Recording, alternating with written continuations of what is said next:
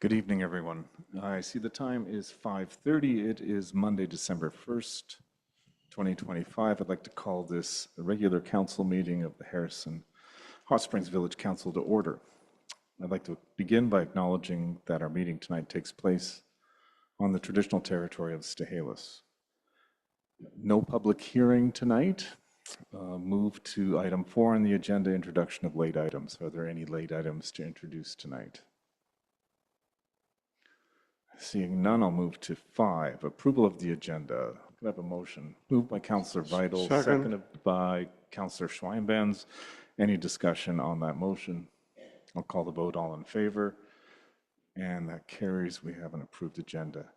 Are there any declarations of conflict of interest this evening? Seeing none, I'll move to item 7, adoption of council minutes. Could I have a motion to that effect? So moved, Your Worship. Moved by Councillor Fatio, seconded by Councillor Jackson. Discussion on the motion. Seeing none, I'll call the vote. All in favor, and that carries. Item 8, business arising from the minutes. Is there any business tonight arising from our minutes? I don't see any. I will move to item 9, delegations and petitions. We have 2 delegations tonight. First on our agenda is Patricia Fleming from the Agassiz Harrison Food Coalition. Ms. Fleming.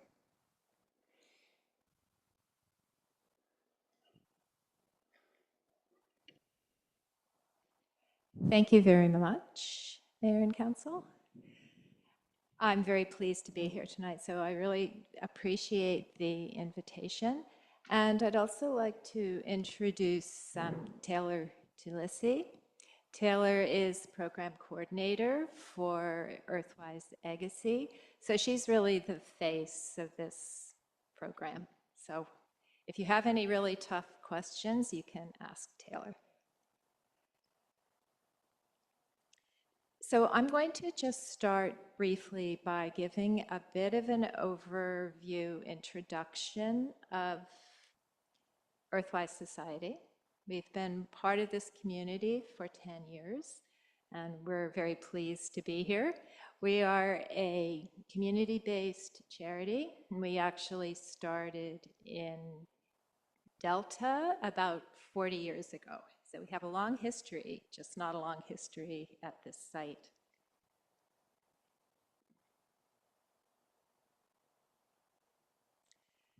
Our goal since acquiring the property in Agassiz has been to develop it as a regional learning destination and a community resource.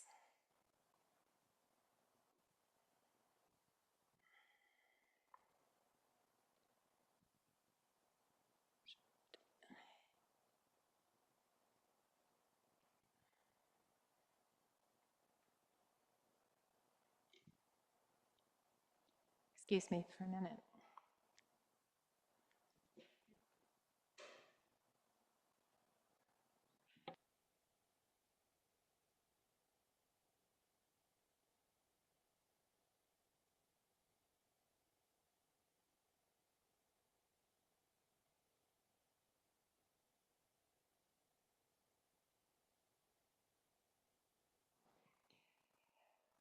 Sorry about that. So we believe that growing healthy communities is about making connections.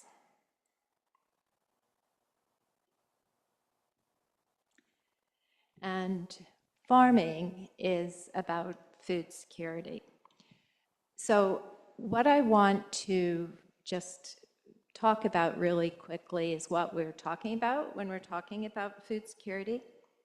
Food security means that everyone has access to food that is affordable, nutritious, and safe, and that people can make choices about what they prefer and actually feel as if they're participating in the food system. It also means that food systems are resilient, ecologically sustainable, socially just, and honor Indigenous food sovereignty. So it's a big topic. The Agassiz Harrison Food Coalition was formed as a collaborative project between Earthwise Society and Fraser Health. And it began with a community food assessment, which we started on in 2022.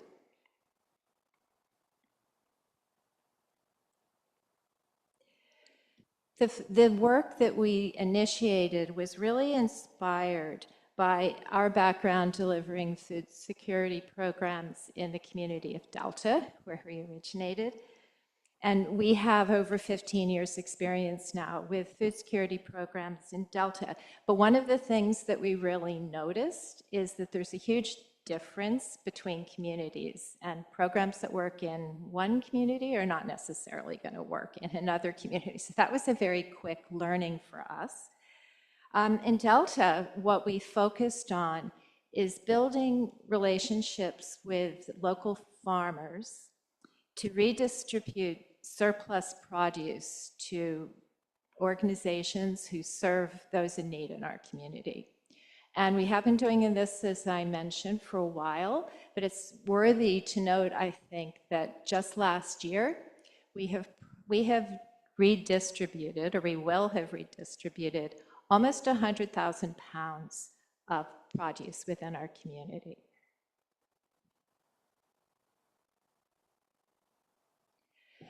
So the goal of the assessment that we did in these communities was to try to identify who are the people who live in this area who have an interest in food security. And we did this with the idea that we would like to establish a collaborative network that would allow us to pool resources and work together to address this issue. And as a result of that work, we did in fact establish the Agassiz Harrison Food Coalition. This was established in 2023 in the spring, and we have been meeting regularly since that time.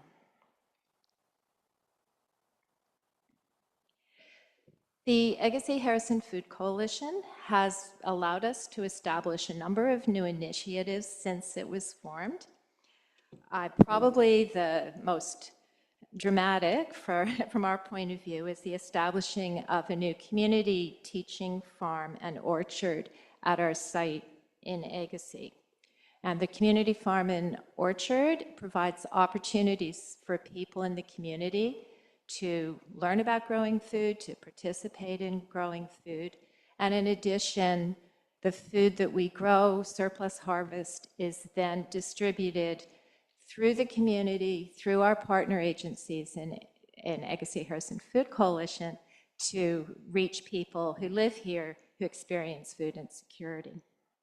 We've also introduced a number of education programs, and we're really very excited that these programs have taken off since we started the Food Coalition, and they include a land-based learning program as well as workshops to increase food literacy. So the AHFC really responds to some of the identified needs that we discovered when we did the food security assessment.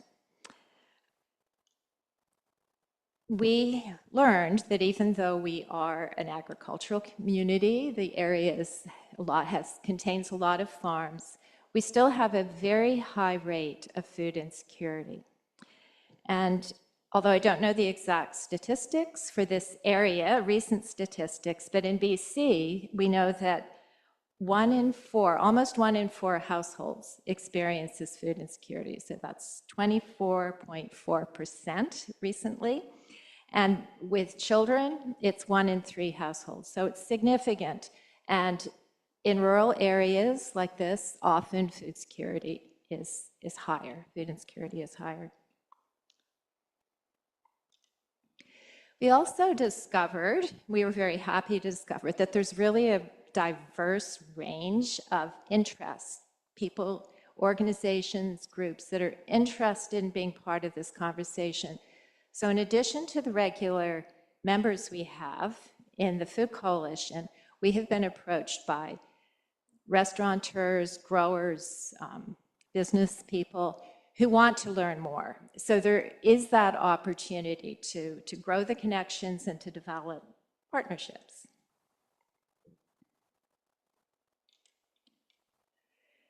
One of the other things that we've learned is that most of the food that's grown locally has pretty short season. And as a result, there is a high priority to try to increase the amount of fresh local food that's available in these communities year-round.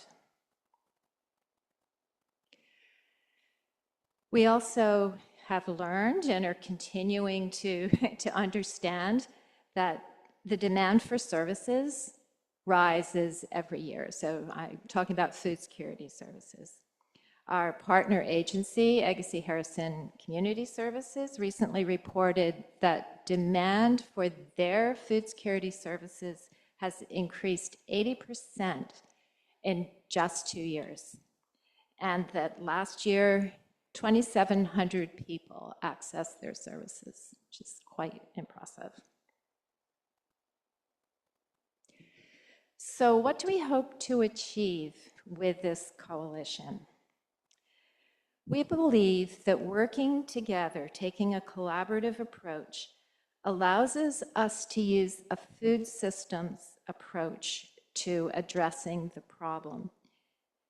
And by that, I mean a way of thinking and acting that considers all of the elements of the food system, from production to consumption and waste, and looks at all of the complex interrelationships between these elements in order to try to identify opportunities to create a more sustainable solution. And if you think about it, if you think about what are some of the things that you can do to create a food system that's more resilient and more sustainable, here are some considerations. How much of the food that we eat is grown locally? What are the real costs, farm to table, of getting that food? How does climate change impact our food systems? And what food is available? What can people choose? Agassiz Harrison Food Coalition partnerships like this allow us to foster partnerships amongst community agencies, restaurants, realtors, and share harvests and resources and increase the year-round availability of fresh local food.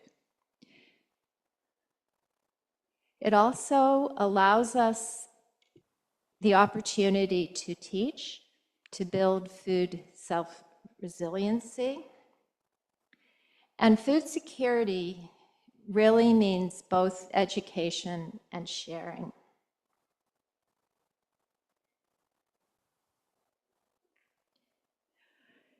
Our monthly Agassiz Harrison Coalition meetings help keep this conversation growing. An example of identifying new possibilities actually happened when we started to establish our community farm. In 2023, we had the idea that we would create the sharing farm, and we were approached by one of our partner agencies, Agassiz Harrison Community Services, and they said, well, what about an orchard? What about, what are you growing? And we're growing a bunch of market vegetables, which was great. So what about an orchard?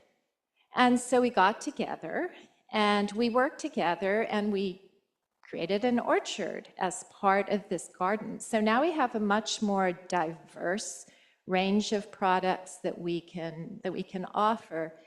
And the community farm is really a learning resource. So we run programs out there. We actually have a partnership with another organization that we connected with because of the work we're doing. So we run land-based learning program with Seabird Island. And the children come to the community farm, they plant, and they harvest, and then the food goes back to their schools, and they actually get to enjoy the food that they've eaten. And that's all because we brought these people together. And this has happened in just 2 years. So I'd like to thank you for being part of this. And I'd especially like to thank you for becoming part of the Food Coalition. And thanks to Councillor Mark Schweinbenz for your participation.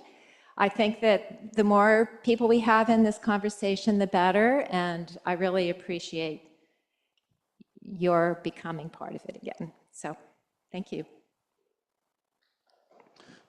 Thank you for the presentation. It's most welcome. Any comments or questions? Maybe Councillor Schweinbenz. You're probably closer to this than the rest of council.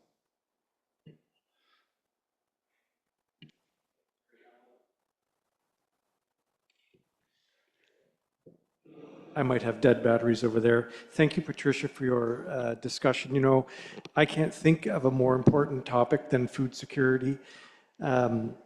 You know, as a society, we are so fortunate and so lucky to have the agricultural production that we have here.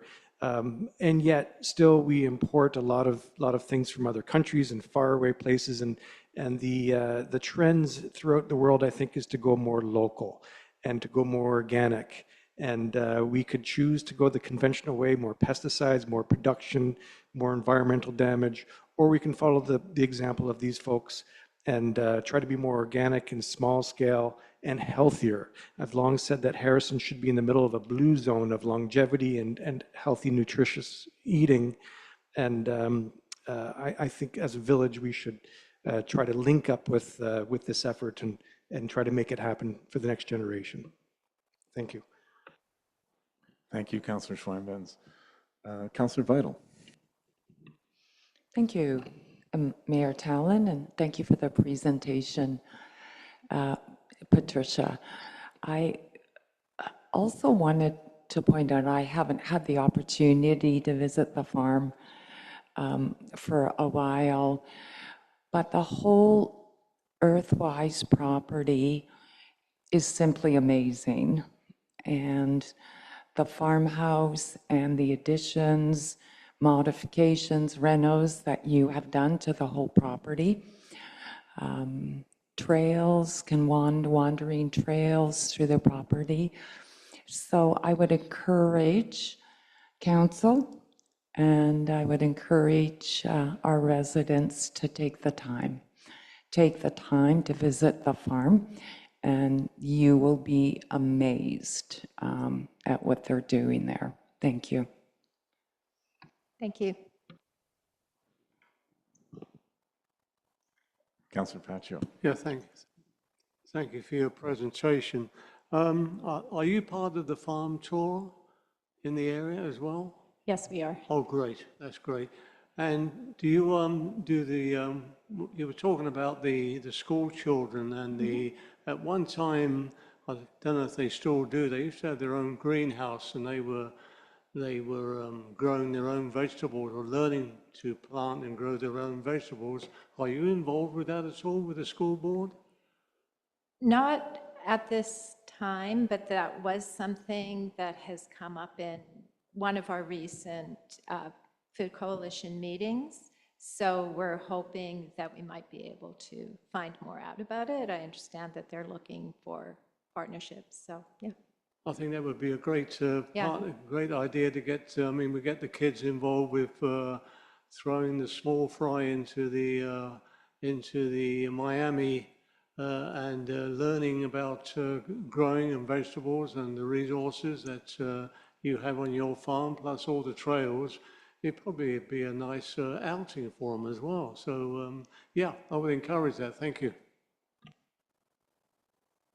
Thank you, Councillor Pacho. On behalf of council, we wish you continued success and hopefully your meetings go well to find those partnerships and to be able to collaborate to continue to improve food security in the area. Good work. I have gone through the farm on a cycling group tour one evening, and I was going through, having a look around, going, wow, it's a big property and it's well used, and yeah, it was really interesting. I look forward to returning. We'll look forward to welcoming you. Thank you very much. We have a second delegation tonight, Kelly Phillips from K9 Enviro Group. Go ahead, Ms. Phillips. It's actually Phipps. I'm sorry, I misread Common that mistake. and mispronounced it, Miss People Phipps. say it all the time. My apologies. And I have a clicker person.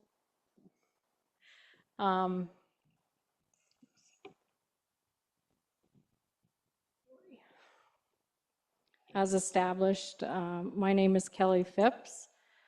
I have been a resident of Harrison Hot Springs for the past 5 years. I want to begin by acknowledging that Harrison Hot Springs, including the East Sector lands, is situated on the traditional and unceded territories of the Stahelis Nation and Stolo Nations. I would like to thank Mayor Talon and the councillors for having me speak as a delegate. Environmental stewardship in our community. What direction are we going? Environmental stewardship means taking responsibility for the care, protection, sustainable use of the natural environment. At its core, stewardship is about acting as a caretaker rather than just a user of land, water, and other natural resources. I'm here today to express my opposition to the proposed disc golf course and related infrastructure outlined in the Resort Development Strategy 2025-2027, page 22. My goal is not to oppose recreation in general, but to demonstrate why the East Sector is not appropriate for this project. The East Sector is a 316-acre park, and alongside it is 58.4 acres of private parcels and a 74-acre municipal parcel along McCombs Ave. These lands form a continuous ecological and cultural landscape. The East Sector is not just a forest. It is a functioning habitat, a wildlife corridor, and a repository of biodiversity. It has archaeological potential with long-standing cultural significance, Stahelis cultural significance. Developing a disc golf course here presents serious environmental, cultural, legal, and financial risks to the community. The East Sector is within the traditional territories of the Staholo Treaty Association. That means this isn't just forest, it's part of a living cultural landscape with deep ancestral and ecological significance. Under the Constitution Act, Indigenous rights are legally protected, and any project could impact those rights automatically triggers a duty to consult. In the East Sector, the land has been assessed as having high archaeological potential under the BC Heritage Conservation Act. It is illegal to disturb any archaeological object or site without a provincial permit. Before any trail building occurs, proponents must hire a licensed consulting archaeologists to conduct a desktop review, field reconnaissance, shovel testing, or full archaeological impact assessment. The village, OCP, and regional planning documents acknowledge Stahelis' history and rights in the Harrison watershed and commit to working with the Stahelis and neighboring nations when projects affect the East Sector. So why has this not been noted in the plan for the disc golf course? This is one of the most critical factors in this entire discussion. The East Sector contains 3 federally endangered species and 1 species of special concern. The Pacific water shrew, a federally listed as endangered, the Oregon forest snail, federally listed as endangered, the Salus sucker, federally listed as endangered, and the northern legged frog, federally listed as a species of special concern.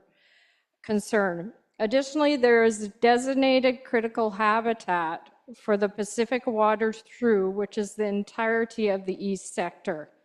A proposed critical habitat for the forest Oregon snail, which now has a federal recovery strategy as of 2024, and the Salus sucker, whose critical habitat is identified in its federal recovery strategy.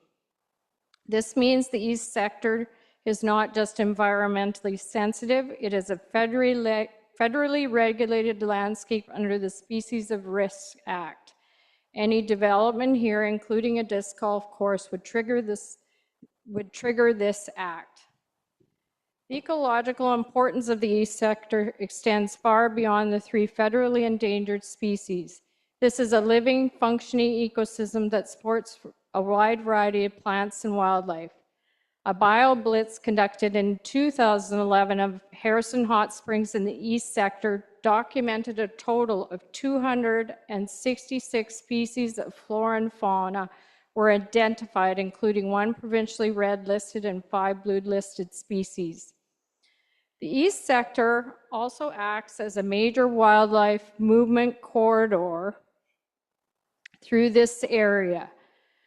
Seasonal access to food, shelter, including our residents' bears, denning, and breeding sites. If fragment this habitat with fairways, foot traffic, and clearing, we break these movement patterns, increase human and wildlife conflict. I am in the process of mapping out these corridors. The plant diversity here is equally important. The forest contains sword ferns, maple, alder, cedar, and Douglas fir, along with rich fungal networks and moss communities that maintain soil health and moisture. These native plants support pollinators, birds, and the whole forest web. Removing vegetation or compacting soils, as occurs with disc golf course, disrupts the moisture balance, increasing the risk of invasive species, and alters habitat structure. Disc golf may look like low impact, but research consistently shows that the forest course cause soil compaction, vegetation loss, erosion, and tree damage, some which is caused by disc strikes and wildlife disturbance. These impacts are documented in studies across North America, Australia, and Europe. In sensitive habitats, the consequences are magnified. The documented effects of environmental impact associated with disc golf course in forest areas will indirectly increase wildfire risk. The 2024 Community Wildfire Resilience Plan confirms that Harrison Hot Springs is vulnerable to wildfire and that recreation in forests, fuel accumulation, and human-caused ignitions are major contributing factors. With only 1 main evacuation route, a disc golf course works against every fire smart and CWRP principle, which prioritize reducing fuels and preventing ignitions near where people live. Protecting the east sector protects the community's wildfire resilience. Councilor's allocation of $250,000 shows a sincere commitment to recreation, and that is appreciated. This budget reflects planning for infrastructure only and does not account for the additional compliance costs related to the species at risk and archaeological significance. A project in the east sector would require at least $70,000 to $150,000 before construction even begins. A project in Langley, BC shows the real cost of disturbing sensitive habitat when about 0.77 acres of environmentally sensitive forests were impacted. Environmental consultants calculated the total compensation cost at roughly $191,000. If development even disturbed 1 to 2 hectares of the east sector, upfront obligations could reach 200 to 500,000. The Langley example demonstrates that choosing protection and prevention from the start is a safer and more fiscally responsible choice. On top of normal disc golf infrastructure, mitigation in the east sector likely means boardwalks, raised walkways in wet areas, bear-resistant garbage cans, fencing or barriers to keep out of critical habitat areas, additional signage for wildlife species at risk, and fire risk. The costs for these are very specific, but for a multi-hectare forest course, it could add another 50 to 150,000 in mitigation-related infrastructure. This chart shows the gap between the budgeted 250,000, the realistic cost of a properly built, legally compliant disc golf course. Even a conservative estimate of 500,000 goes beyond the available budget. When we step back and consider all the evidence, the east sector is not suitable for recreation development due to the endangered species that live there, and the land that is protected under Section 35 of the Indian Act and the BC Heritage Conservation Act. Disc golf increases the likelihood of wildfire ignition, which directly conflicts with our 2024 Community Wildfire Resilience Plan and Fire Smart goals. Pre-construction, annual maintenance, and monitoring the forest can turn disc golf from a low-cost amenity into a long-term municipal liability. So what are we going to do? Are we going to choose protection and prevention for our village's most sensitive ecological corridor? The most responsible decision for community safety, species survival, Indigenous significance, and taxpayers' dollars is to keep the east sector lands intact and undeveloped. Thank you.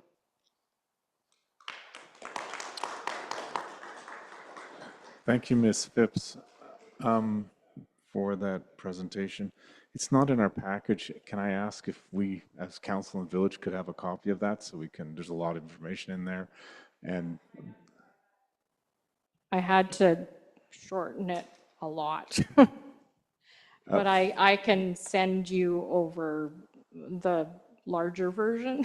that would be great, and it would give us time to review it. If we have any questions, I'm sure we can get back to you for follow-up. Councillors, anyone have any questions for Ms. Phipps? Councillor Swinburne.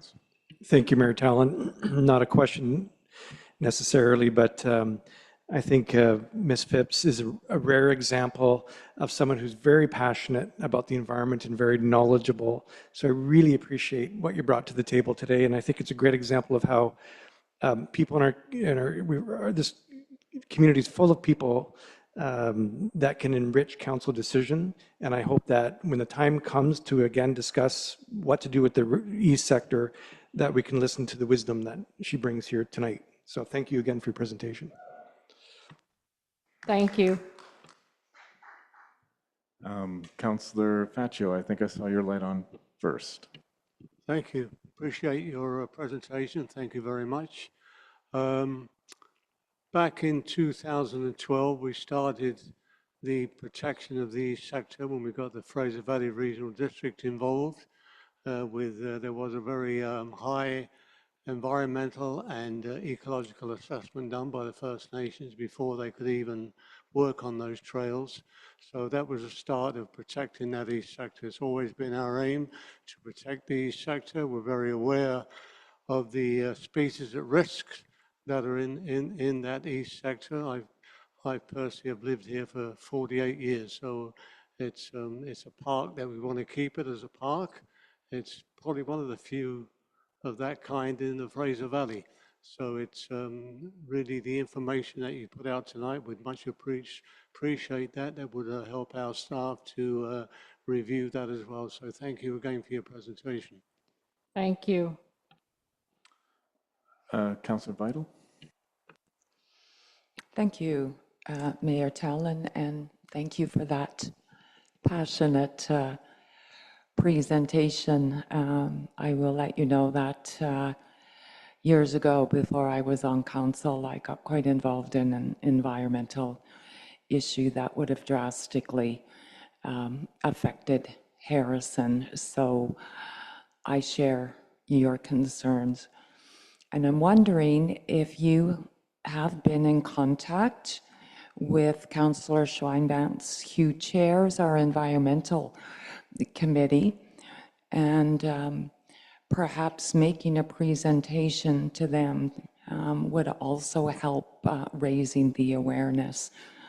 Thank you. Yes, I have spoken to Mark in regards to that, so thank you. Councillor Jackson. Thank you, Worship. I've been here almost 22 years. Since I came, and along with Councillor Fashion originally, we were working on the East sector. On many times, we've had many conversations with the provincial government. Every time we got one step forward, they would change the ministers, and we'd have to start all over again. So it's really been about 21 years of starting over. And if we could get to some conclusion some way, that would be very nice. Now, the park now is the first step. We've always been aware of the invasive species. We knew that that was a race in the hole to try to prevent any form of development. So I do really appreciate your point. I'd like to see it and read it and digest it all, because there's a lot of good things in there. And I just want to encourage you to keep it up, and we'll do our best to make sure that that whole 400 acres back there remains the way it is, because we cannot let it go. It's something that we need for our children and their children in the future. And thank you again. Thank you. Thank you, Ms. Phipps. That concludes our section 9, which moves us to item 10 in our agenda, correspondence. Could I have a motion to receive the correspondence? Move, Your Worship. Moved by Councillor Faccio, seconded by Councillor Jackson. Discussion on that? I'll call the vote. All in favor? And that carries. Is there any business arising from the correspondence this evening? Councillor Vital. Thank you, Mayor Tallon. I would like to draw Council's attention to item F, page 31. It is correspondence from a councillor at Nakusp, who is the small community representative on UBCM. And his request is to see if there would be wanting and other small communities, which under 5,000, would be willing to have some regular meetings to voice any concerns. So I think this is an excellent idea. And on your approval, I certainly will offer to explore that a little bit further.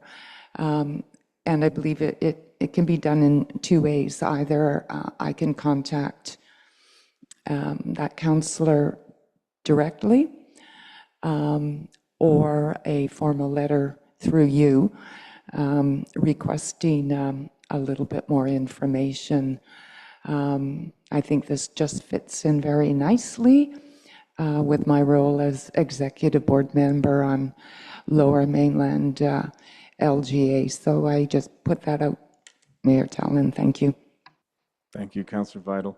Yeah, I see the request for regular check-ins from time to time, and I agree. I think your role on the executive of the Lower Mainland Government Association, I think suits well to keep in touch with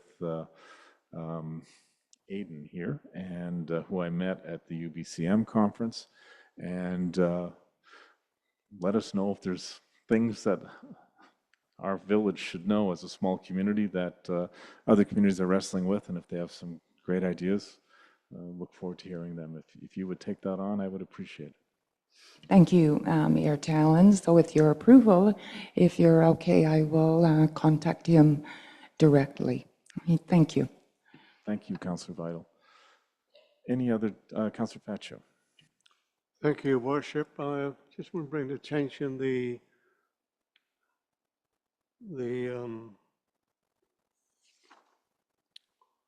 request for support from the BC Coastal Marine Strategy.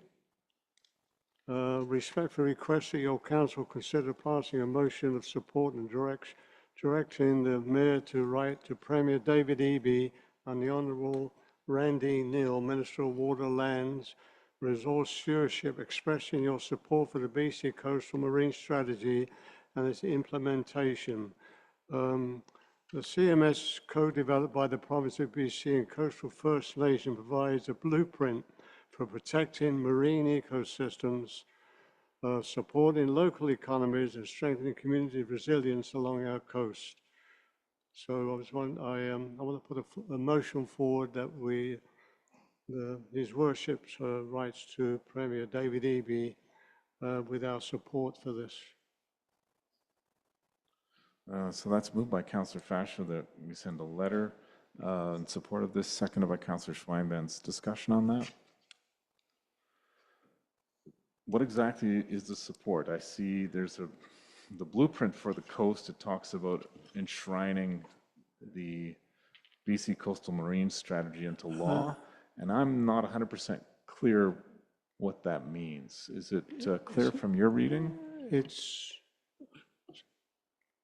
states here that it's providing a 20-year vision of diverse, productive, and resilient coastal marine environment that is valued in its own right, that supports the prosperity, health, and well-being of coastal communities now and into the future.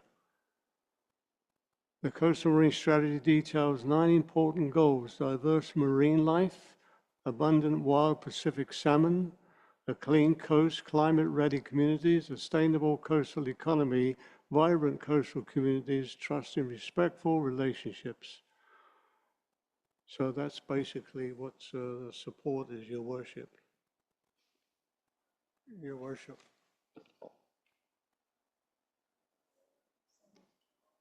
Oh, sorry. Councillor Jackson. I would imagine that relates to the tanker ban on the west coast. I'm not certain. I'm not certain it is, and that's why I had the question. I couldn't quite. In the other information, it spoke to that the marine strategy is an important, significant accomplishment, but there isn't a legal framework to back it up. And I'm not sure what that legal. I guess this is a request for that legal framework to enforce that strategy or to make it binding somehow. But I did not have the time to read in exactly what this strategy involved and how that might be legislated. Anyone else have a comment? Councillor Vital. Thank you, Mayor Talon. I had the opportunity, page 23, just to read over the suggested motion from the Coastal Marine Strategy, and it does appear to me that they are asking Council to urge the provincial government to enshrine this BC Coastal Marine Strategy into legislative law. Yeah. I think it makes some sense. I think strategies are great, but to realize them, you need to have something to back it up, either policy framework or, in this case, advocating for some legislation. Mayor Talon. Yeah, Councillor Schweinman. Thanks. I did take a quick look at the websites. Both the West Coast Environmental Law had quite a few pages on this, but so did the provincial government, pages and pages and pages. So I think they just need a little bit of a nudge to get this into law. It seems to be very well thought out and lots of detail around that, but I think these folks are just looking for a bit of a nudge to the BC government, and I'm supportive of it. Yeah, I know we're not, as a council, braced with this because we're not quite a coastal community, but we're not far from the coast either, and we have interests in this. Any further discussion on the motion? Call the vote. All in favor? and we will send a letter of support. Any other business arising from correspondence?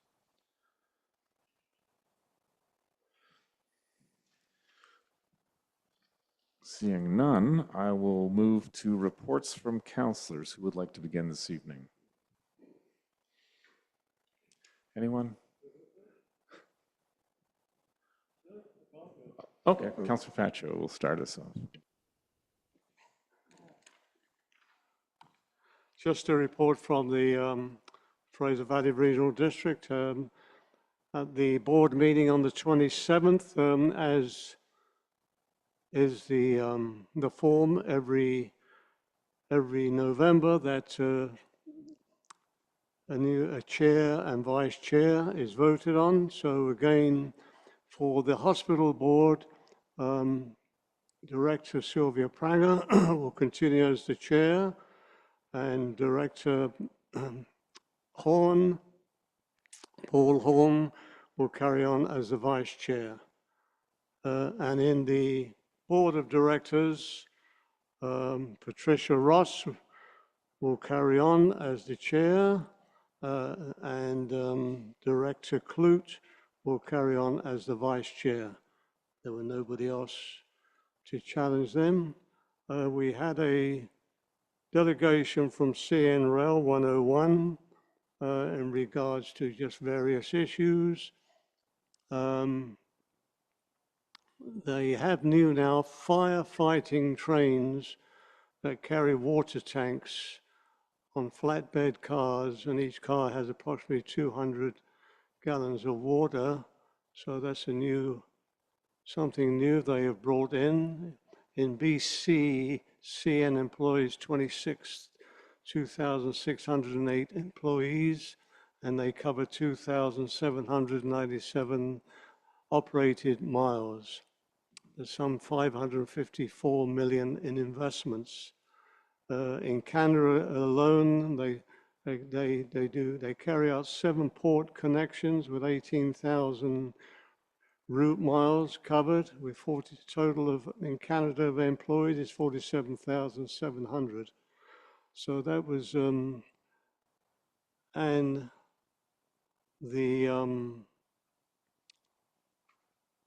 these new firefighting trucks have come under this the new Fire Smart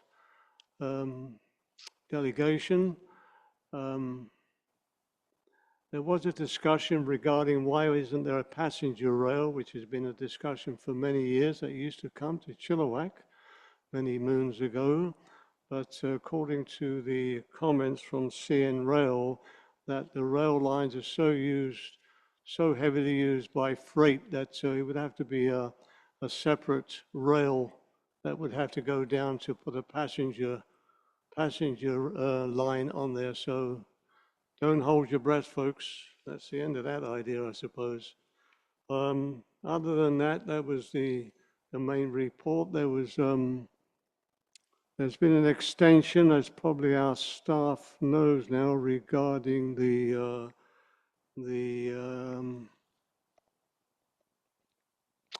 UBCM for the M216. It's been extended now for more consultation till January the 6th of next year.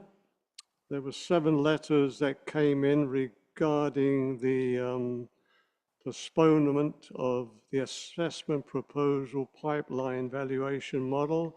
That will be affecting taxes in some communities. So we had the District of Kent, District of Hope, City of Chilliwack, of course, from our mayor, the village of Harrison Hot Springs, a letter from Brenda Roden Chair, Thompson Nicola Regional District, and Jody Wickens, Minister of Children and Family Development, and letter from George Anderson, MLA Nanaimo. So those letters came in regarding the pipeline and the effects of the assessments. Other than that, Your Worship, I don't think I have anything else to report. And I did report as reports from directors of our wonderful lights on the lake. and our Starlight skating rink. Thank you very much, Your Worship. Thank you, Councillor Vacho. Councillor Vital? Thank you, Mayor Talon.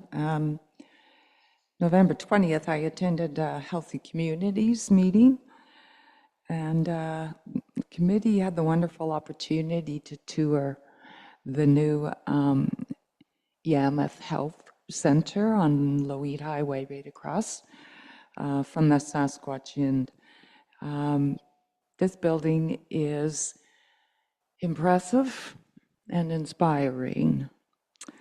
There currently is a half-time nurse practitioner, and they have secured a physician from Seattle who will be starting, I believe, sometime in February next year. And again, there's also plans for other health professionals, and including dialysis capabilities.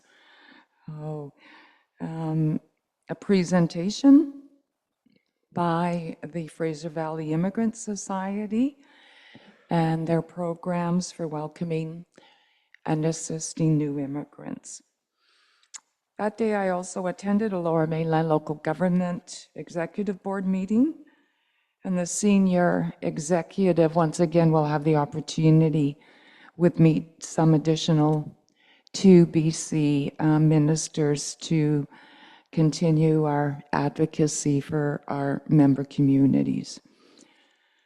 November 22nd, I attended Lights by the Lake opening ceremonies, and in spite of some nasty weather, there was a large turnout, and I want to say a thank you to our MP Brad Viss and our MLA Tony Luck for attending and participating.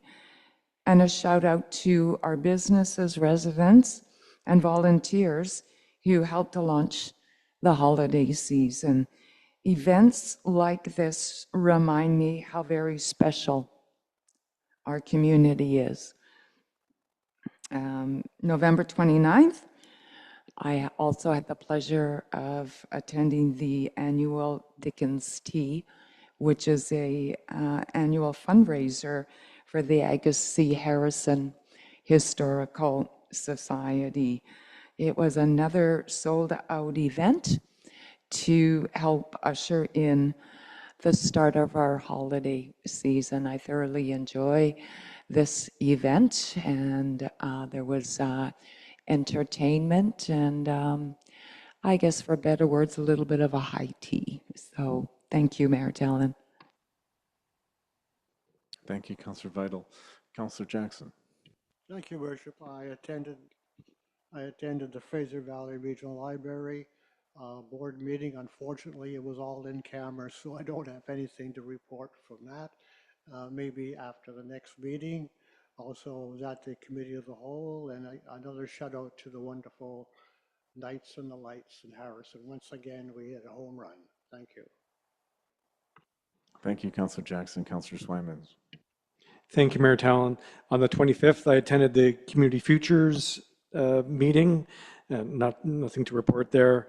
Last Friday, I attended the Chilliwack Fraser Valley RCMP event that they held at Sidekick, represented us there, and had some nice chats with all the staff, the RCMP staff, and our staff sergeant, who reports that although the 2 new constables haven't quite moved here yet to Agassiz, they have good coverage from different divisions to handle our policing needs in Agassiz and Harrison. So that's good news. And Lights on the Lake, usually for the last 7 years, my family and I have been in a very busy chocolate store on the lake down here a block away. So this was the first time that I was actually able to enjoy the festivities and to get a real appreciation for the amount of logistics that goes into creating one of these events. I just wanted to thank Tourism Harrison for just a fantastic job overseeing it, to the Harrison Festival for doing a lot of the logistics, including the fantastic market fair that they had in this building here for the weekend, the volunteers and the community coming together. It just shows you what a special place we are. So wanted to thank them for a great night. Thank you, Councillor Swinbanks. Item 13 on the agenda is my report. Lights on the Lake again. Yes, I think that really shows how village staff setting up the lights, working with Tourism Harrison and the Harrison Festival Society put on a great opening night. I enjoyed the fireworks. I thought they were, again, spectacular. And it was very nice to see so many people come out on, I'll call it a drizzly night. I won't call it rain, I'll call it drizzle. I'll be optimistic. Um, happy to have been part of that, and also a shout out to our MP Brad Viss and MLA Tony Luck for also being there and participating. Last week, Tuesday, on November 25th, I had the opportunity to do some welcoming remarks, opening remarks for Organic BC, a conference held at the Harrison Resort last week, bringing in people from pretty much around the country, I think, for a conference on organic farming. So that was really interesting. Saw some people I hadn't seen in a long time, and a few familiar faces as well. And last week, I want to say Friday, November 28th, I had my first shift, kicking off the Blue Bucket campaign, raising money for the food bank. And I think other councillors have already done their first tour and more to come. So if you see us around, do support the food bank and that important work for people in the community that need to access the food banks. So all the money received through this Blue Bucket campaign stays in our communities of Harrison and Agassiz. And that's my report for this evening. So we are now on item 14 of our agenda, which is reports and minutes from committees and commissions. Item A is adopting minutes from Communities in Bloom meeting of October 17th. Could I have a motion? Your worship. Moved by Councillor Fascio, seconded by Councillor Jackson. Discussion on that motion. I'll call the vote. All in favor, and those minutes are adopted. Corporate Officer, should I turn the next one over to you? Sure. Thank you, Mayor Tallon. At the November 25th, 2025 Committee of the Whole meeting, the committee passed several resolutions regarding zoning and business license amendment bylaws and directing staff to conduct further research on several types of businesses. I won't read out all the resolutions contained in the report. There's also a copy in the earlier set of minutes. And as per the procedure bylaw, there are several options available to council, but the recommendation is that council adopt the report of the Committee of the Whole. Moved by Councillor Jackson, seconded by Councillor Swinbanks. Discussion on that motion. Seeing none, I'll call the vote. All in favor, and that carries. Item 15 on our agenda, reports from staff. The first one, I think I'm turning to the Director of Operations.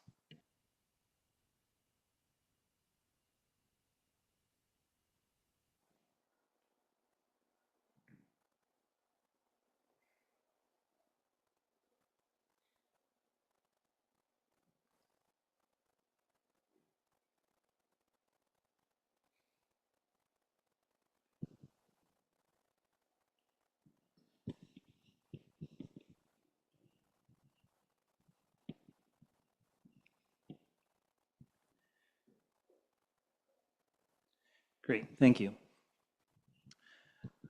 This presentation was brought forward to Council on the preliminary design of the Lillooet Streetscape Enhancement Project. That was September 8th. Since then, a 95% detailed design has been completed and the landscape portion has been included in the agenda package, along with a staff report outlining the background of this project. Through the detailed design, there's been project deliverables that will focus on themes being pedestrian-oriented, enhancement of public spaces, environmental elements, and a focus on tourism, creating a more memorable experience for residents and visitors. I will also be discussing the targeted schedule and project costs.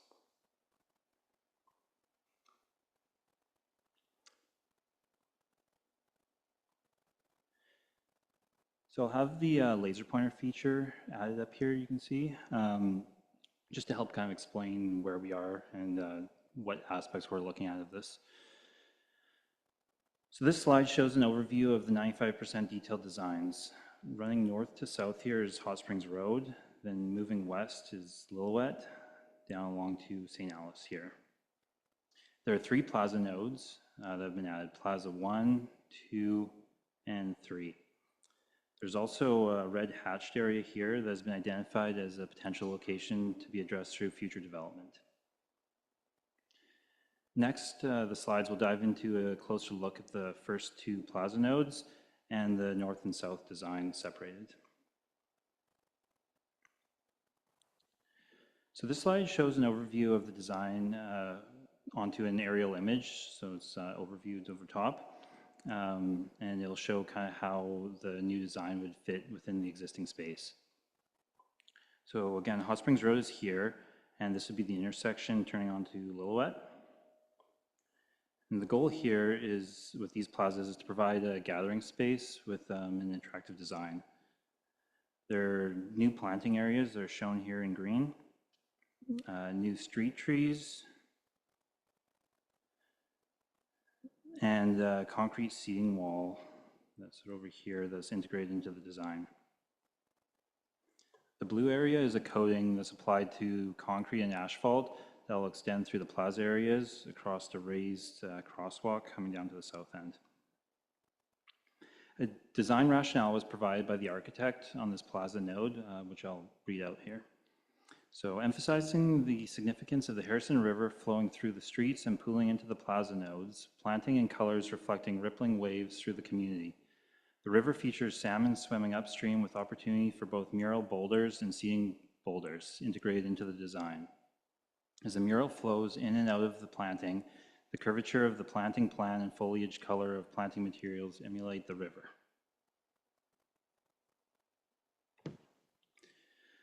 So this slide shows the north side of the road. There's a new sidewalk that runs along here that's following a similar paver design as Esplanade at a width of about 2.5 to 2.7 meters. There are also shrubs and trees planted on the north side of the pathway here with planting beds and lawn on the south side.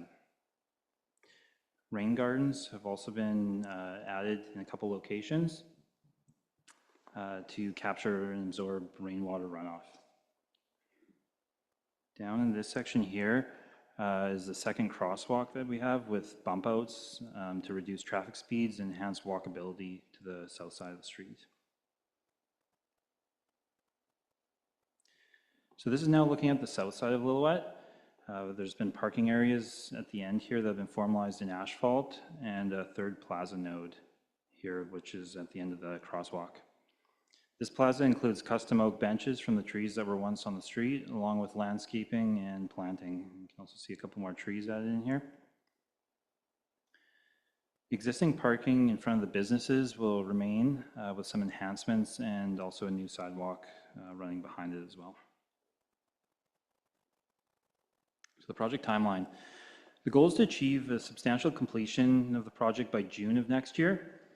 Right before the busy summer season. So in order to achieve this, procurement will need to start this month with a mid-January closing date of the RFP. That would have construction following right after it in February.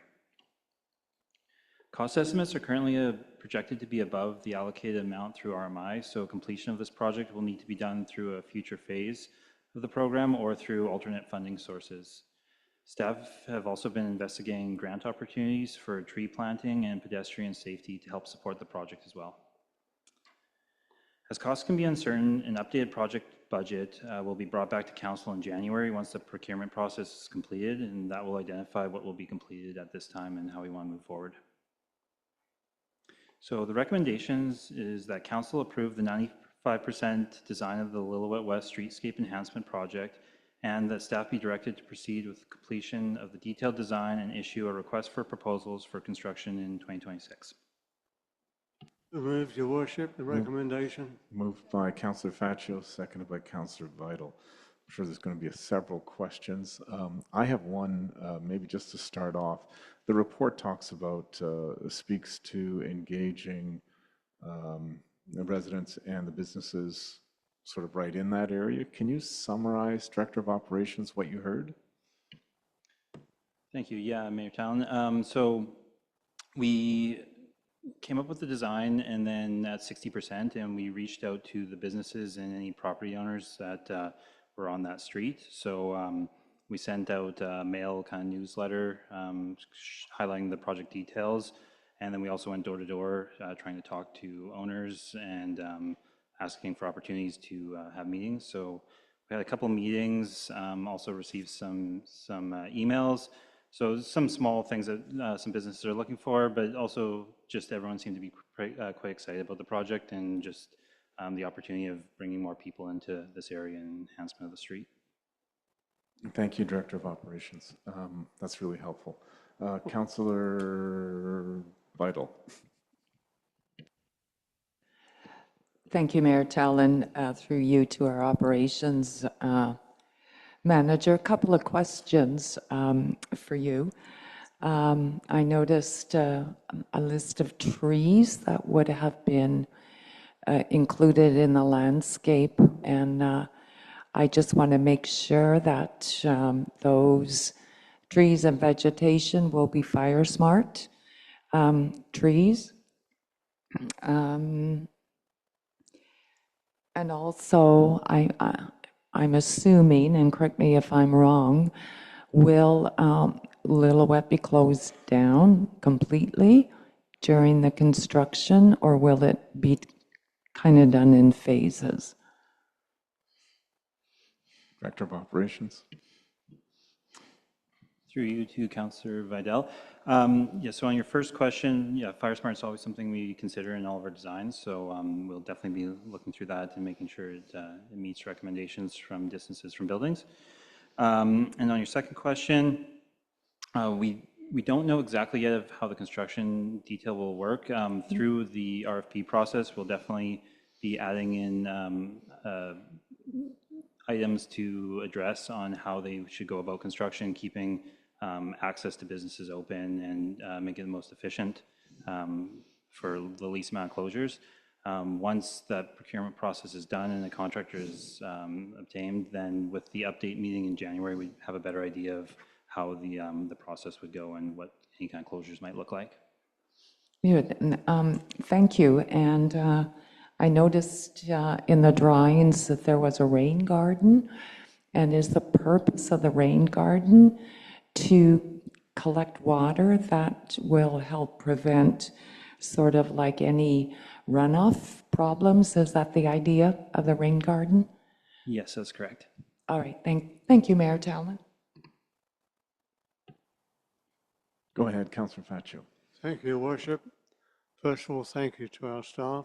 This has been a long time coming, a long time.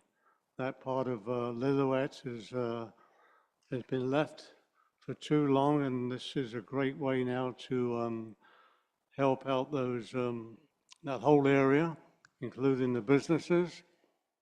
I think that the sidewalk on the south side, I'm very sarcastic when I say this. I think it was put in by the Romans. It's so old, but anyway. I just hope that you can get the work at least started at the beginning of February. And if it's, I would suggest, but I'll leave it in your hands, you're the experts, that they start with the business side first, so it's completed before we get into the Easter long weekend. So, but overall, thank you very much. This is going to be a wonderful addition. We started many years ago with the streetscapes on Esplanade. It's been a tremendous success, and this will prove to be another success both for residents and for our tourists. Thank you very much. Thank you, Councillor Faccio. Councillor Schweinbans. Thanks, Mayor Talon. Just want to speak to my appreciation of, I really appreciate this design. I like the space. I like the fact that it's modular and we can add things in the future, maybe more trees or more shrubs. I think the plan is to put some utilities in the ground, for instance, electrical utilities that we may not be able to afford to use now, but in 10 years we might be able to. So I think that's a great idea. I like the fact that it's there's some softness to it, some organic elements to it, and a permeable walkway with the pavers, so I like that a lot. I do think we need to protect the businesses during the process of building, so I hope we can work towards that. The one thing I wanted to note to council, looking for ideas, is I was hoping to see a little bit of art installation opportunity in this area, whether it's maybe bench art or a pole where people can put art on. I'm not sure how it is, and I'm not prepared to amend this at all, but maybe in the future we can think about some art installations as part of this design as well. Thank you. Director of Operations, did I hear you correctly that there's opportunities for, when you gave your report, for some sort of art or some other things like that? Yes, there's going to be the kind of artwork in the Plaza Node. There would be potential for artwork there. We don't want to include that as part of the RFP process to slow down the construction, but throughout that, we can definitely, if council wishes to look into kind of art aspects as well in there. Thank you, Director of Operations. So it seems like they're leaving room for that for the future. I like the idea of the raised sidewalks, echoes what we see on Esplanade Avenue, and the bump outs for pedestrian safety. I like that. The painted river concept is very intriguing. I hope it's affordable, but it certainly is very intriguing. And I look forward to the report in January. I'm certainly in favor of approving this at 95%. I think the timing of this is good with the work that's being done on Hot Springs Road and also Lillooet going the other direction. I think updating this part of the street just it's a great opportunity to really showcase the whole village as you come in a very positive way. Any other comments on the motion? I don't see any. I'll call the vote. All in favor? And that carries. Thank you.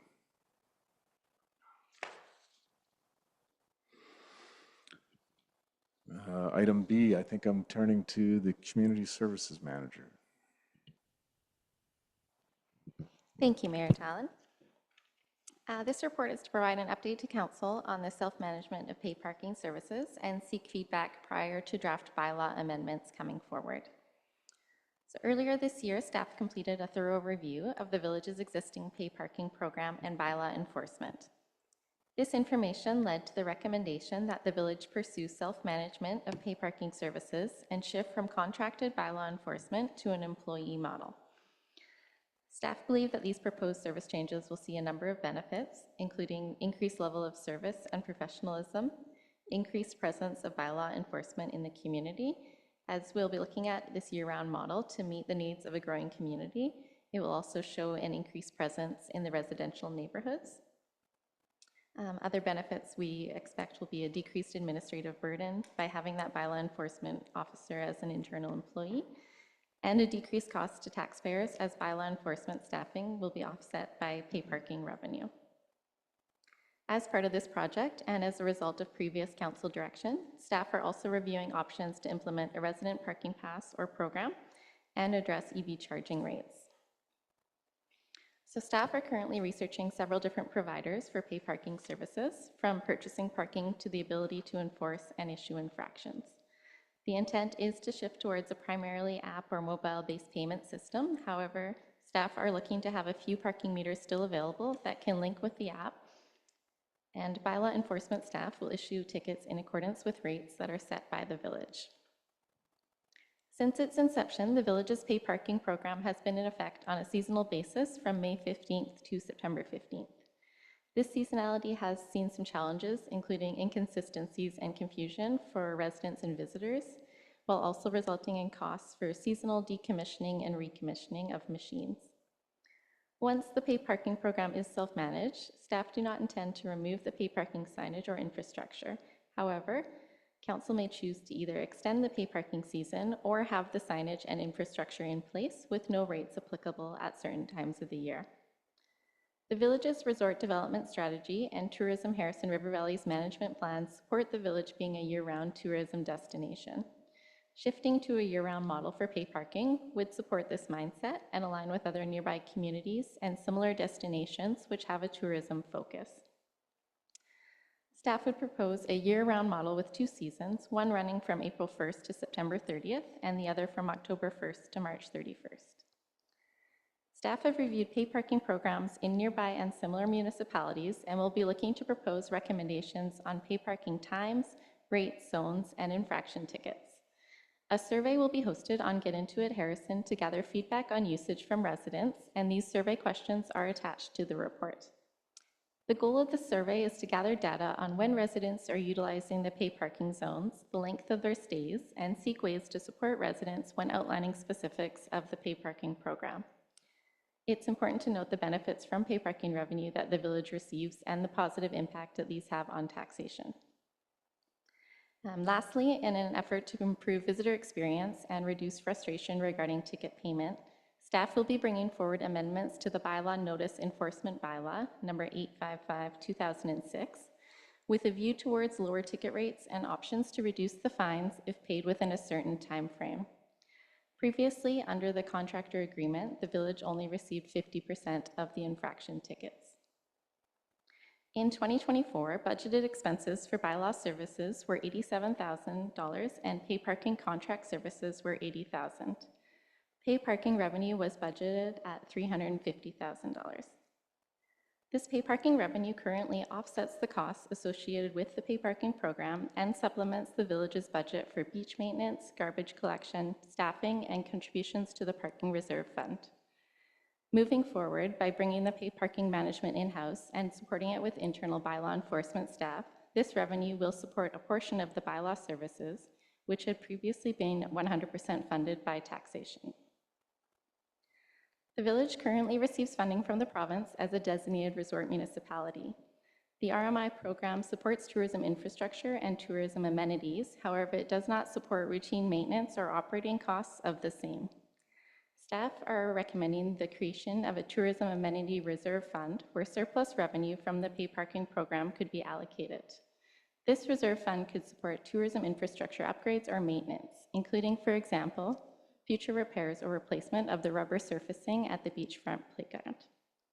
The proposed allocation of pay parking proceeds will form part of the 2026 financial planning process.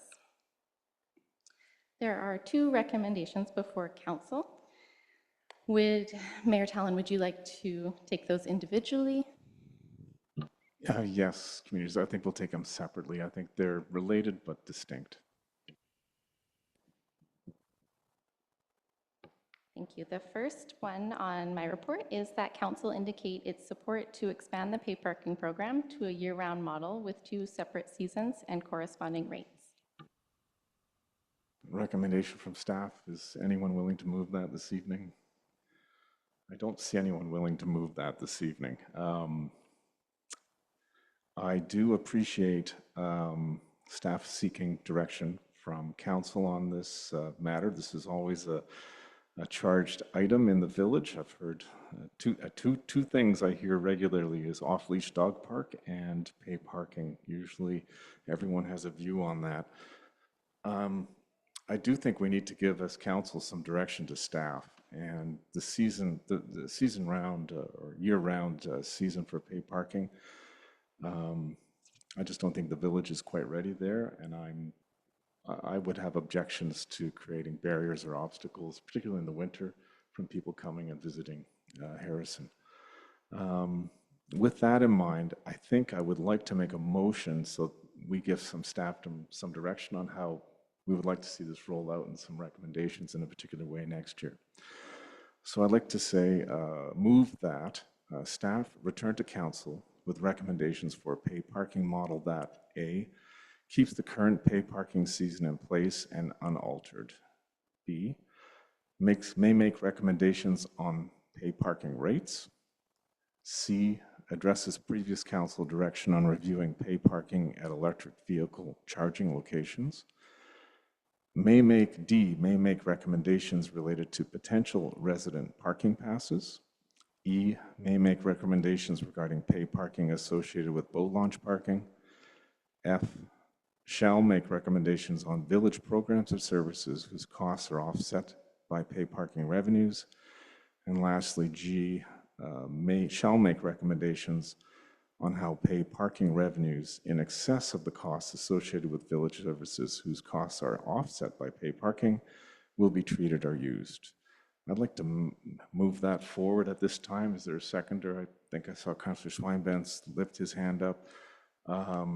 And I expect this will have some discussion as well. So open the floor to discussion on this motion. Councillor Schweinbenz. Thanks, Mayor Tallon. Yeah, just a couple brief comments. Given that we're bringing this in-house, I'm loath to make too many changes, to tell you the truth. I think we should try to keep the seasonality as it is. I'm not so sure that the economy is strong enough to support any expansion in the pay parking model, or at least seasonality as it is. And I want to support the businesses. Having said that, I understand that there's an opportunity now that we've brought it in-house to look at creative ways to make sure that the taxpayers, the village taxpayers, are compensated properly by visiting tourists. And things like, as an example, the overflow parking, maybe we monetize that. Maybe we start charging for that on the weekends. Just as an example, I know I was recently in Italy, and you pay a lot of money for a chair on the beach. Maybe we need to start charging for picnic tables if people are going to be there all day, just as an example. So I'm support the idea of sending it back to staff for some more ideas, and ending the idea of going all year round as well. Thank you. Thank you, Councillor Schweinbenz. Councillor Vital. Thank you. Mayor Tallon, we all know that the village is a seasonal tourist community, and any parking challenges that we have faced is very narrow window during the late spring and summer, not during the off season, where there is plenty of parking available during that off season. Charging visitors during the off-season, in my opinion, would attempt to solve a problem which I don't even think exists. Year-round parking would put more pressure on our businesses during the off-season when they rely on every customer or patron. We should be doing absolutely everything we can to encourage off-season visitors, not discourage it. I do like the idea of the survey. I think anytime we have the opportunity to engage our residents is a good thing to get their feedback. I will support your motion, Mayor Tallon, and I keep in mind that moving to some kind of self-managing, it would be very easy to tweak it or change it in the future rather than having to go through a contractor. So thank you. Thank you, Councillor Vital. Councillor Faccio. Thank you, Worship. First of all, I want to thank the staff for bringing forward this report, and also that I support the Mayor's recommendation. We have not just in Harrison, but all over the province, fragile small businesses are having to put up, since the pandemic, with a loss of revenue, or for other reasons of vandalism or break-ins, whatever the cases may be in different communities, that they're struggling. And I think it's important that we protect the other large taxpayer, which is the business community. And of course, Tourism Harrison does want to promote all year round tourism. Nothing to do with pay parking, just to promote all year round tourism.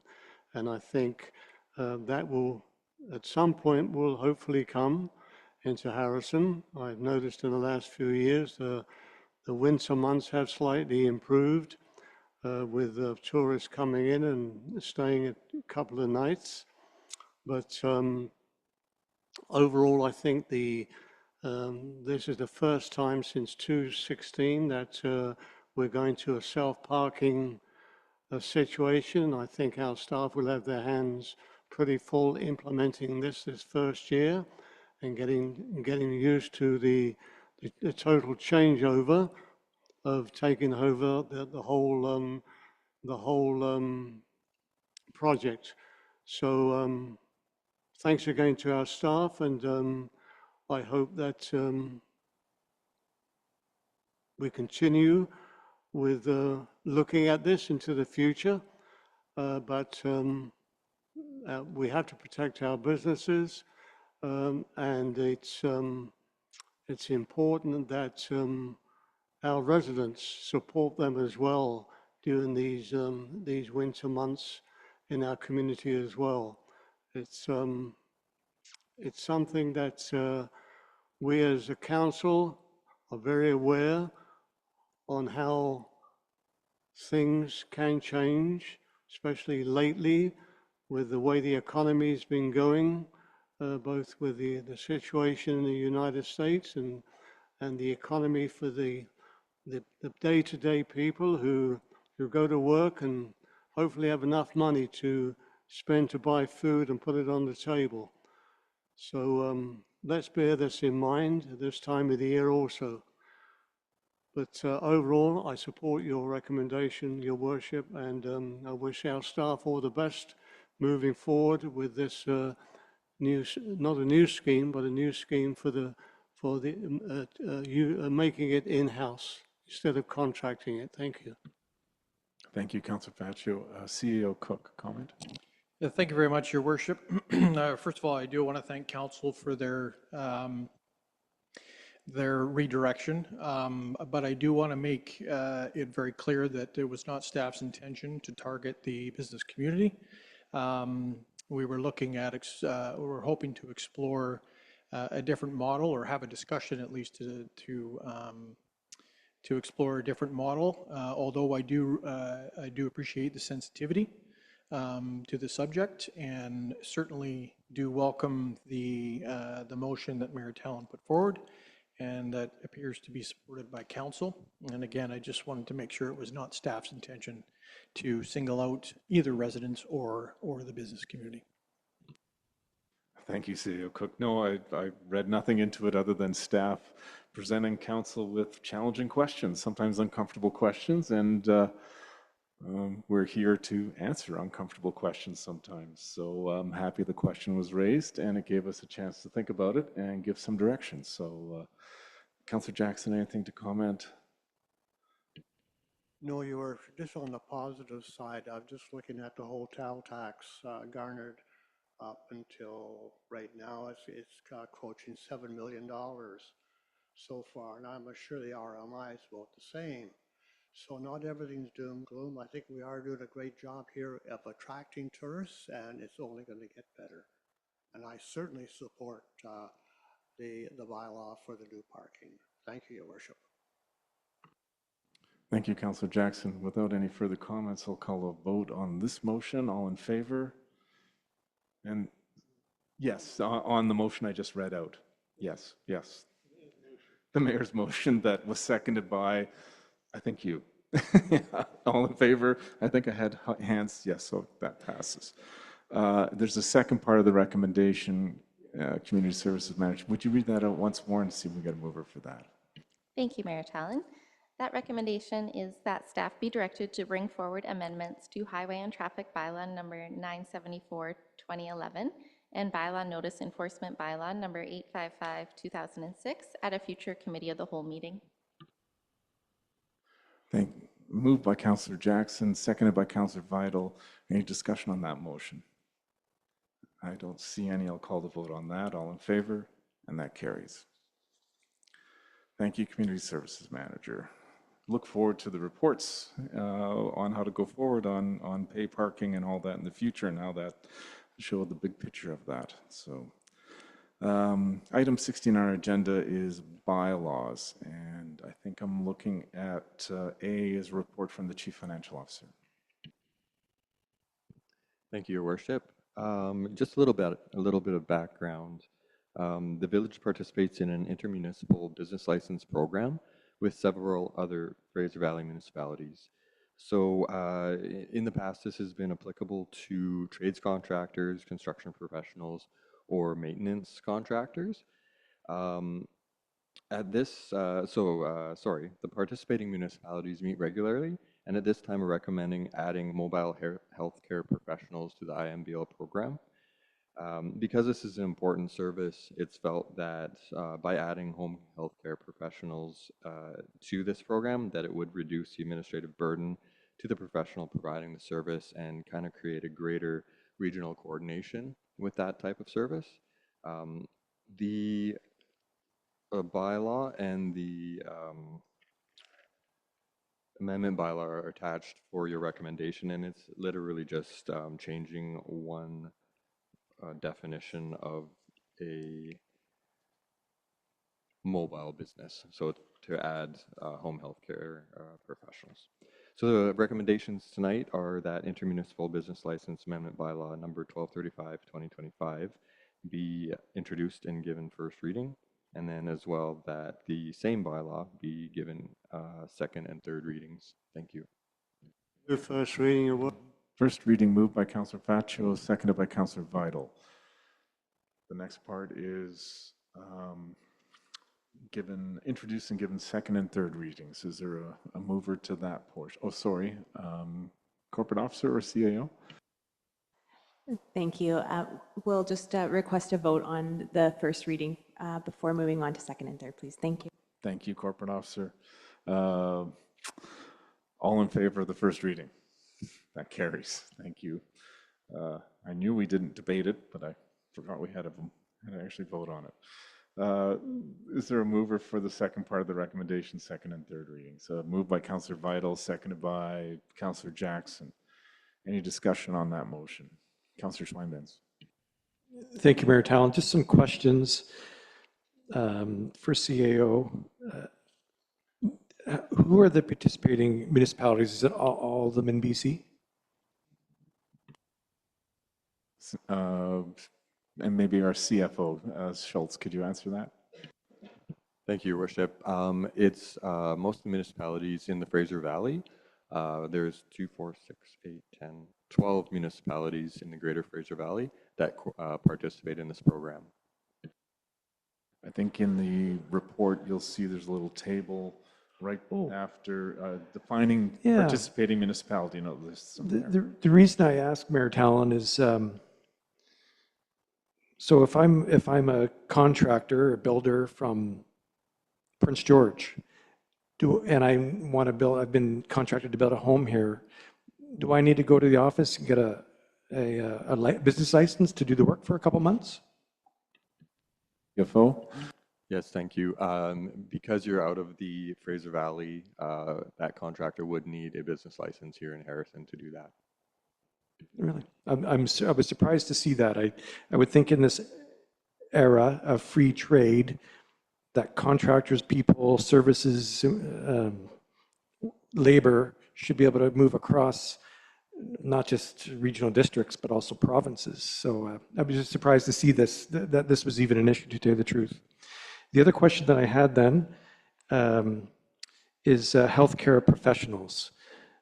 That I think there's a provincial licensing body that handles all these things, different colleges for chiropractors and podiatrists and whatever other things there are.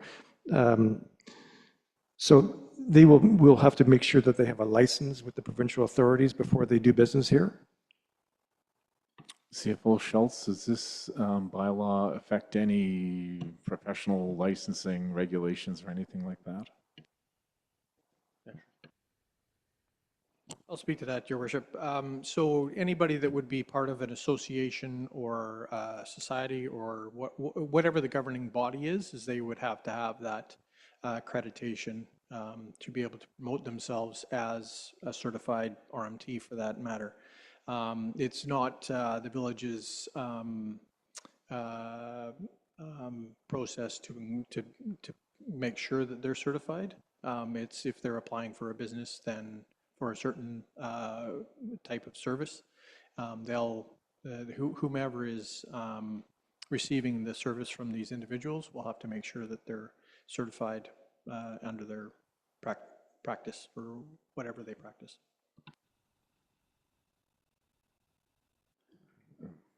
Thank you, CAO. Thank you, Mayor Tallon. And Councillor Schweinmans, any other comments, questions, discussion on this motion? I don't see any. I'll call the vote. All in favor, and that carries.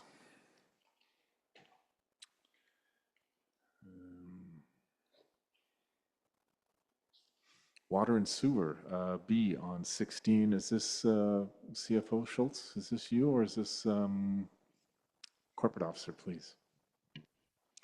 Thank you. Our next item is regarding the sewer and water regulation bylaw amendments. These bylaws were given first 3 readings at the last regular council meeting, and so they're on your agenda package.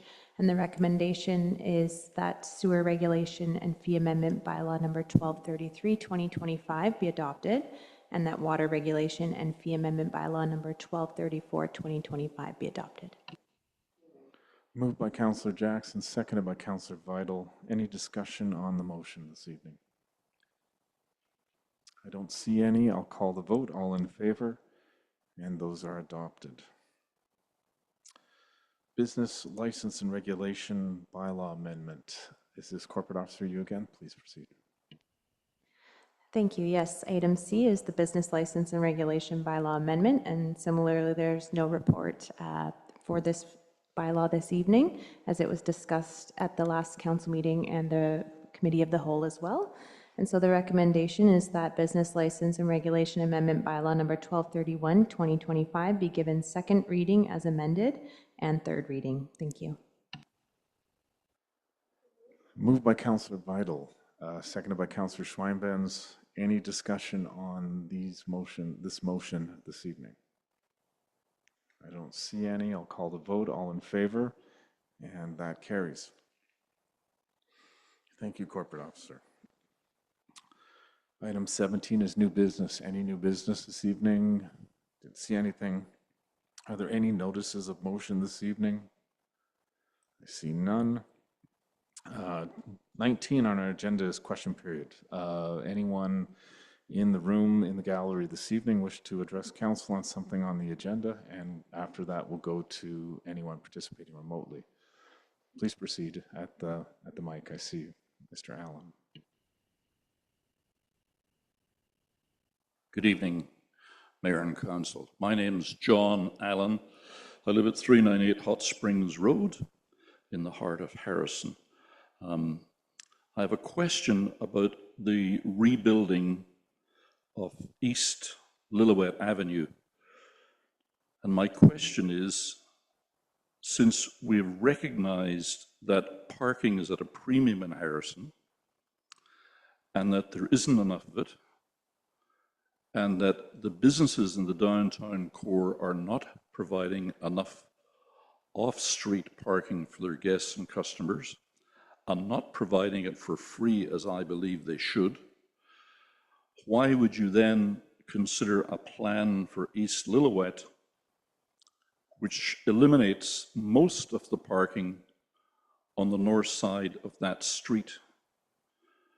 From what I can see of the sketch in front of me, the only parking that's going to be left on the north side is the dedicated post office parking. And it looks like there's less of that under this plan. With a growing population, we need more post office parking, not less post office parking. The rest of that boulevard, all the way from the quadricycle outlet to St. Alice Street, is taken up with driveways and landscaping. So we've lost maybe a dozen or 15 parking spaces there alone. On the south side of the street, you already have limited parking, And this looks like we're going to have even less. The bump outs that you're proposing, or this designer is proposing for crosswalks, in the case of the hotel entrance across from the post office, putting that bump out in completely eliminates their check-in parking.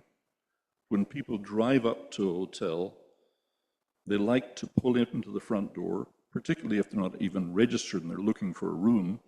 They need a place to pull in, park their car, go into the lobby, inquire about a room or check in, and unload their bags before they go off to the parking facility, which in that case is underground parking, which demonstrates underground parking in Harrison is in fact possible and useful. Further along that street, the parking plan, there is no actual parking plan included in this.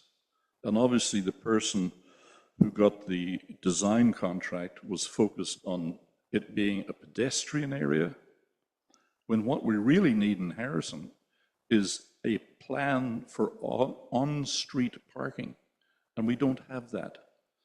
We don't have anybody going around auditing the businesses to see if they are providing the required amount of off-street parking.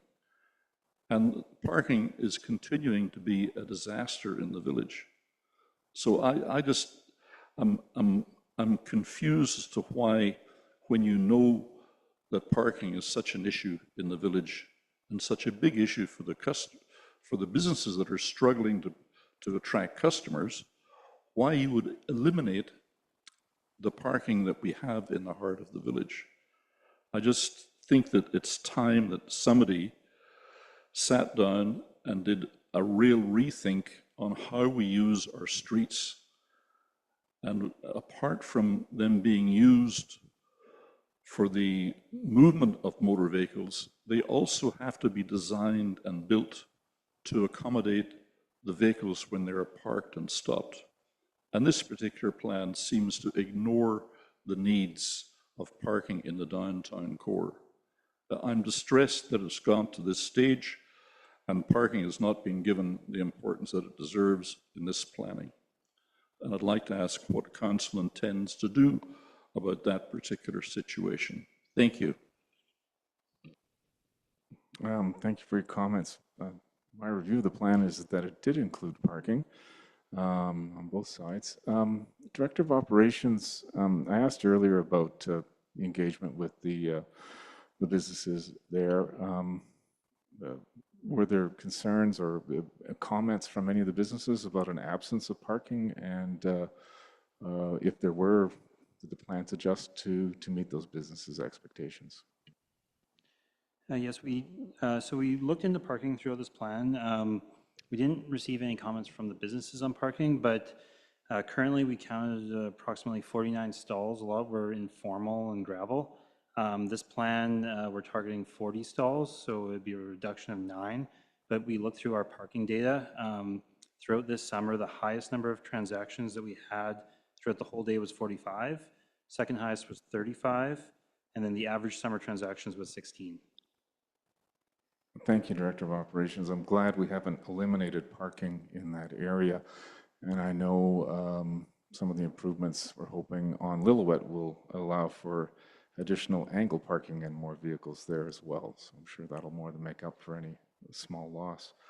I see someone else at the podium. Please proceed. Good evening.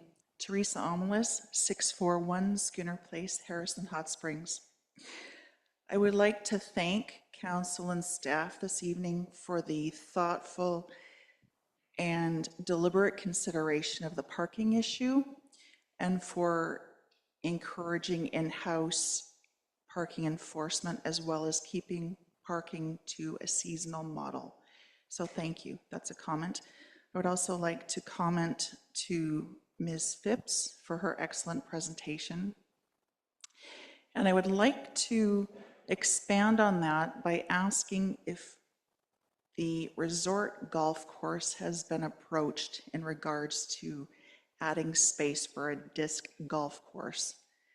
I do not think East Sector is appropriate for such a recreation facility. And playing golf and disc golf, I just don't see it here. I don't. I think it's actually going to end up being like the horseshoe pits, the way of the dinosaur, and it's ridiculous. So I think it's a waste of the environment, it's a waste of money, and it's a waste of space. And we can find another alternative for people than disc golf. But I think a golf course would be more logical in that. Another comment that I would like to suggest in terms of the business licensing model that's going to be expanded, in regards to the healthcare professionals, I would like to offer a caveat. We are a small community. It is heavily, there's a lot of seniors in our community. Many of the seniors can become easy targets for some unsavory characters, and I would not like to see that happen. One simple thing that the village staff can do, and Mayor Tallon to CAO Mr. Cook, is when a healthcare professional is applying for a business license, whether they are a nurse practitioner, a foot care nurse, a licensed practical nurse, whatever their designation is, yes, they have a professional responsibility to maintain their credentials. However, there have been unsavory characters that have gotten away with practicing as a nurse when they are not a nurse in recent past in British Columbia. And so I would like to suggest and actually make it a part of your requirement that you get those licensing numbers for each of those professionals that are applying for your business license, because that little bit of due diligence will save not only the village from further liability, but also ease the minds of the villagers that may want to use those services. Thank you. Thank you for your comments on pay parking, disc golf in the youth sector, and yeah, the importance of business licensing, and particularly for persons providing home care or health care. Are there any questions from anyone participating online tonight? Not at this time. See any questions? Motion to adjourn, item 20, moved by Councillor Faccio, seconded by Councillor Jackson. Any discussion? I'll call the vote. All in favor? And we're adjourned. Thank you. Have a good evening, everyone.